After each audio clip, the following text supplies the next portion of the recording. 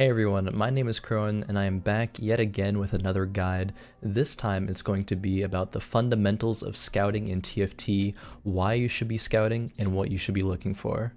Now, this begs the question, why do we scout? Well, obviously, scouting gives you information, but a lot of people in teamfight tactics only pay attention to a few aspects of what they're seeing while they scout, but everything on the enemy board is important, from what level they are, to how much gold they have, how much HP they have, what units are in play, what units they have on the bench, and even the items that they have on board and on their bench, of course, as well as positioning.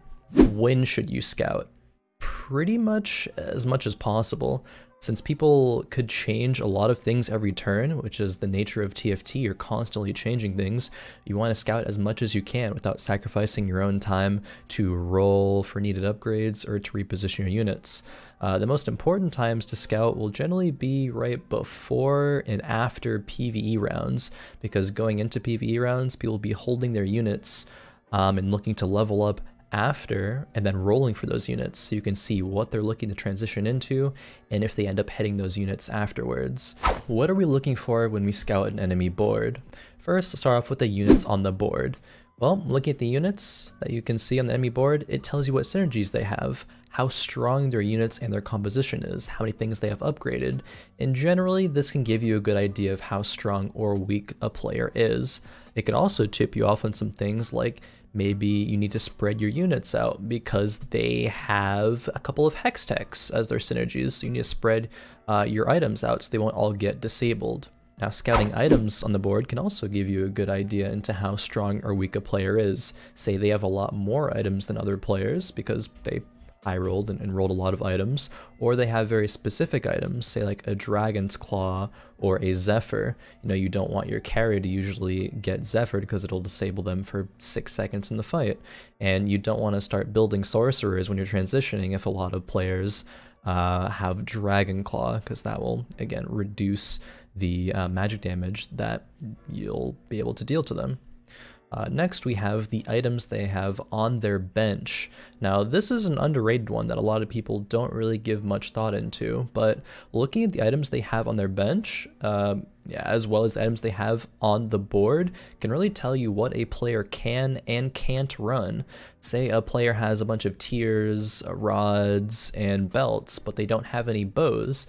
They probably can't run, a ranger composition or a draven composition, because those will generally need bows to function properly. Let's say a player doesn't have any rods or doesn't have any swords, they can't build Guardian's Angel, they can't build, some item. It gives you a really good idea into what they can and can't build. Now next we have the player's level. Now, scouting a player's level relative to the time in the game and what level other players are is pretty important in figuring out things like how much gold they have, how powerful they might be, and how much gold that they've spent. Let's say, for example, a player is level 6 nearing the wolf round and has little to no money. They'll probably on average have a strong composition because they've probably rolled all their gold for upgrades.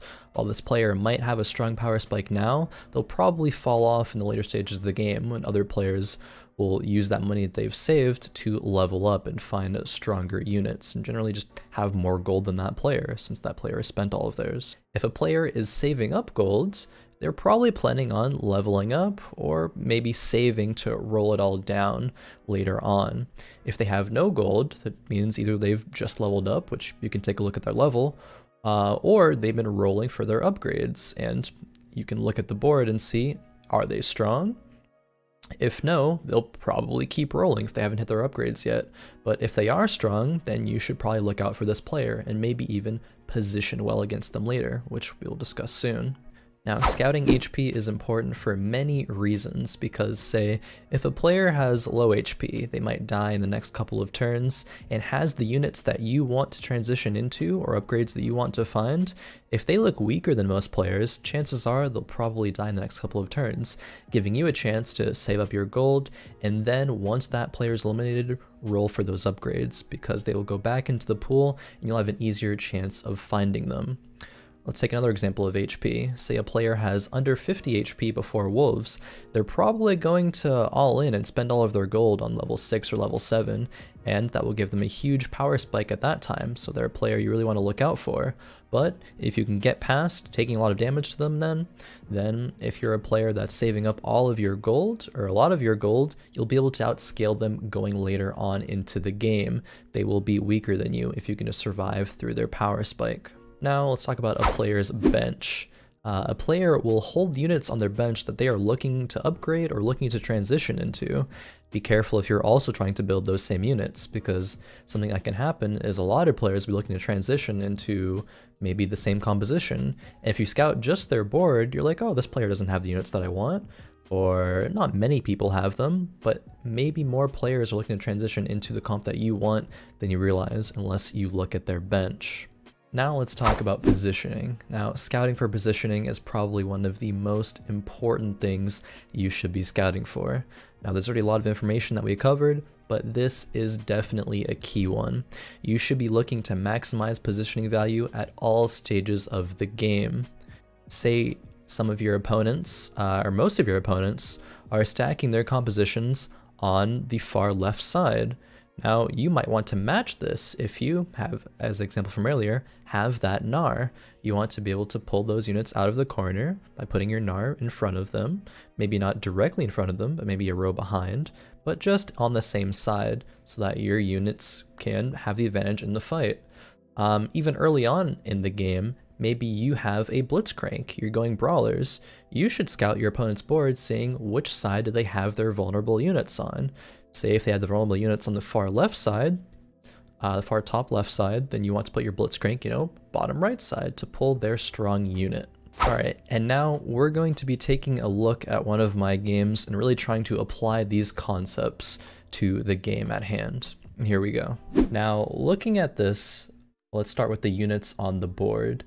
We see that it's pretty non-committal. There's a couple of knights, a ranger, and a cannon.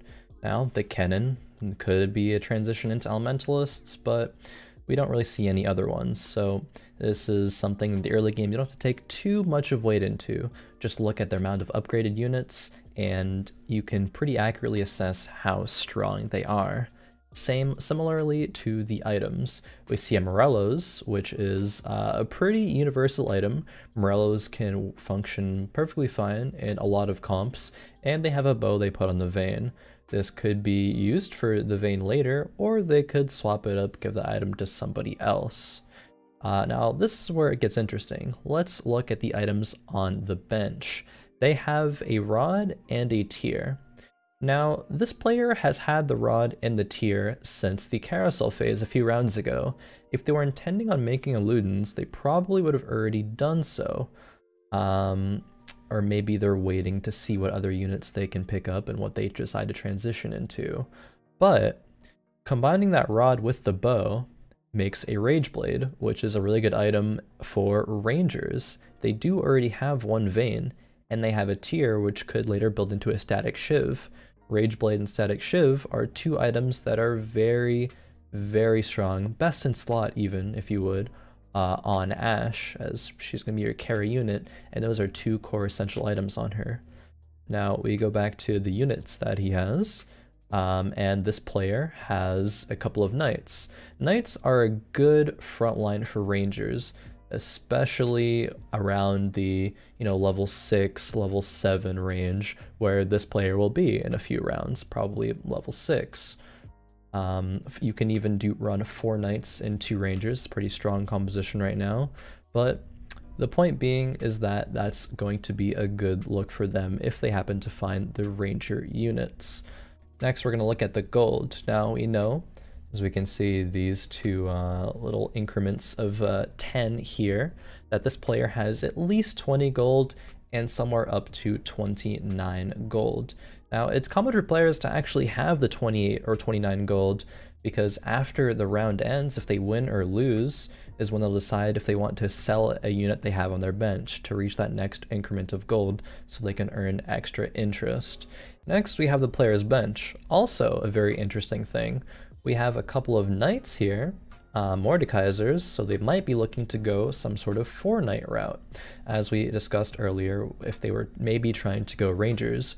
But they also have a pair of Aries and a Lulu, which does give us an inclination that they could transition into Sorcerers. And lastly, we're going to look at their positioning.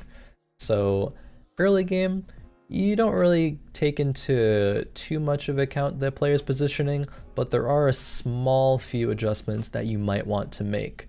This cannon here, you're going to want that cannon to hit as few units as possible from your side. So you might want to position, one unit here, but you don't want to make your units, jump onto this cannon if you have assassins, or run around to the sides here to hit the cannon, because if he gets his ultimate off, you'll probably lose that fight. Also, if you have a Blitzcrank, you can consider putting your Blitzcrank down here, so Blitzcrank could hook the cannon, and you can kill him before he can even get his ultimate off. Now, you don't want to position at this point of the game just for one player, unless you're confident you can defeat everybody else, but you should position for what's going to be the best versus the most amount of people. Say a few other people, maybe let's say 4 or 5 other players, had an important unit in this corner, you'd be okay positioning your Blitzcrank here because it would hook the important unit, which would lead to you winning more rounds, preserving more HP, and just giving you a better chance at winning that game. Alright, here we are again, later on in the very same game, the round right before Raptors, stage 4-5. Now, this is the same player that we were scouting earlier, and as it turns out, they did go Rangers, and I actually didn't know that they were going to go Rangers. I had forgotten about this until literally right now, when I went to this time in this VOD, but the predictions we made earlier about the fact that they could make a Rage Blade and a Static Shiv, it did indeed happen, which just goes to show that you can accurately predict what players are going to transition into based off of all the information that you see, be it units they have on their bench, units they have on their board, items, gold, everything. It can all give you clues into what a player is trying to do. And all that information is very valuable in helping you beating them. Now firstly, let's talk about this player's units on the board. They have Rangers, they have Glacials, and they have Knights. A pretty solid composition here. They have their important unit at 2 stars, but a couple other ones are lacking. They also have Sejuani at 2 stars, which is also a very important unit in this composition.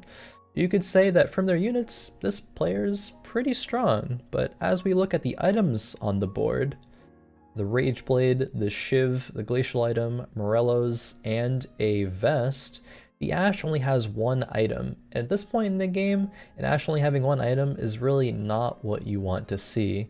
You would very much like the Static Shiv and, well, not the Glacial item, but 1 more item besides the Static Shiv on the Ashe. Now, it is the round right before Raptors, so they will definitely be looking for things to go. Now, that brings us to the items on the bench. They have another bow. If they drop a tier, maybe they're going to go double Shiv Rageblade Ashe. Pretty strong. Not the absolute best items, but still respectful. It's just that they don't have that power spike right now, which is why they might be a bit lower HP. But let's look at their level. They're level 7 going into Raptors round. That's generally where most players are going to be.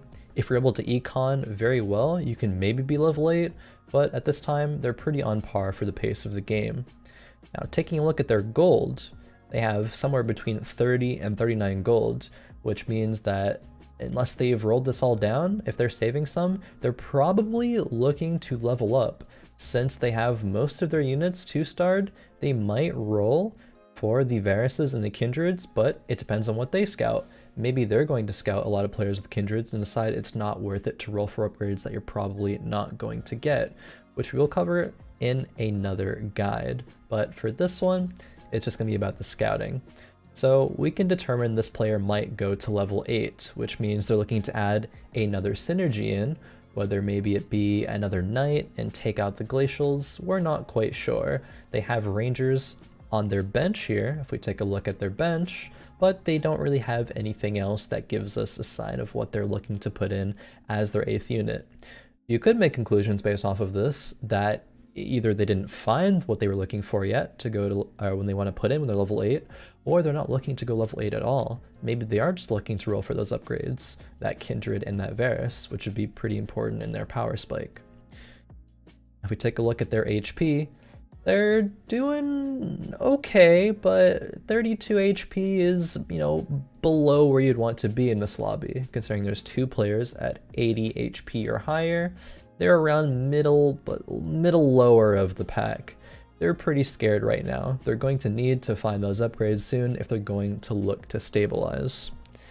Now, if you look at their positioning here, my composition in this game, as you can't see right now, but I actually have a Wild Sorcerer Shapeshifter composition with a Gnar. That's an example that I use a lot, but it's going to be one that's important here because they're positioned in this corner. If I place my Gnar somewhere over here, where they'll be on the side of the Rangers, they don't have any units in this corner to, you know, bait any of my units over here. So as long as my Gnar is somewhere in this portion of the field, he will transform if he doesn't get glacialed, hopefully, and drag all of these units out of the corner, allowing my team to very easily take them out.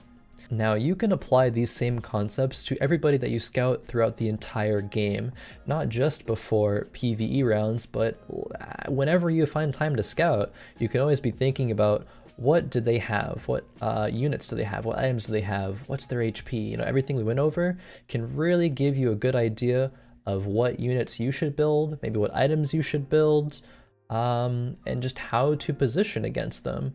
Now, we didn't go over very specific scenarios such as how to counter specific things, but just generally showing you why you should scout and what you should be looking for when you scout.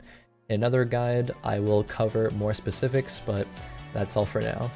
Thanks for watching. Make sure to like and subscribe and leave a comment to what else you would like to see in the future. You know, we made this video out of a comment, so leave yours and maybe I'll make a video out of your comment next. Thank you very much. Peace.